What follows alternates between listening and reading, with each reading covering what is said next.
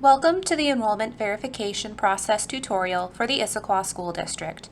This video will cover the enrollment verification process that all families need to complete in Family Access during the month of August in preparation for the upcoming school year.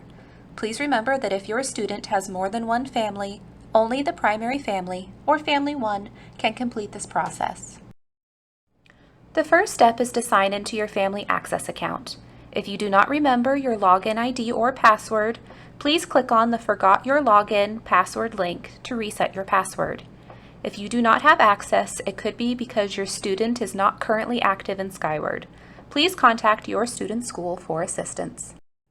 On the home page, you will see that the enrollment verification process is now open. If you have more than one student, you will need to complete this process for each of your students, and there will be a separate link for each one. Each school may be slightly different, so we will be covering the different types of pages you will encounter during this process.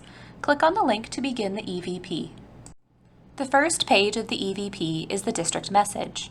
Once you have finished reading this, click on the Next button. The first step is confirming enrollment. Please read the instructions carefully and then select yes or no as to whether or not your student will be attending the school listed at the top of the screen for the upcoming school year. Then click on the button at the bottom of the screen that says Complete Step 1 and move to Step 2 to save your progress. If you click the Next button on the right side of the screen, the information entered onto the screen will not be saved. The next step is verifying the phone numbers for Family 1. If you have had any changes to your phone numbers, you can make those changes here. The primary phone number will be the first number contacted for this family, and it is required that all families have a primary phone number. When you are finished making changes, click on Complete Step 2A and move to Step 2B to continue the EVP.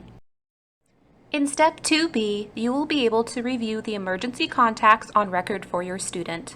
In order to keep your students' records and forms consistent, we will no longer be collecting emergency contact information on forms this year. Instead, schools will be referring to your student's record if emergency contacts need to be utilized. If you would like to make any changes, click on the Contact Us button at the top of the page to email the registrar at your student's school the changes you would like to make. Please make sure to provide your student's name and detailed information about the changes that you would like to make to their emergency contacts. Then click Send Email. When the registrar receives your request, they will update your student's record. When you have finished reviewing this information, click on Complete Step 2B and move to Step 3 to continue with the EVP. Now we will move on to the required annual forms. Since we now have all these forms electronically, you will not need to print these forms out and bring them into the school. Please note that these forms cannot be filled out through the Skyward app, but they can be filled out on a mobile device by logging into Family Access through a browser. To fill out these forms, first click on the button at the top of the form that says View Full Screen to get a better look. Fill out the information on these forms, making sure to enter data into any field that has an asterisk next to it, as those fields are required. Then type your name into the signature field and enter the current date. If you would like to download a copy of this form for your own records, you can do so by clicking the Print button. When you have finished the form, click the button at the top of the page to complete this step and move on. This will automatically submit this form for your student. There are some steps that are optional, but you will still need to click on the link to complete them. One example is the Pay Online step. Since the Complete button is grayed out and you cannot click on it, you must first click on the link. Once the link is open, sign in following the directions on the screen to see if your student has any fines or fees and pay them here. If there are no fines or fees, or if you would prefer to pay in person at the school, you can close this window. Once the link has been opened, you can complete this step.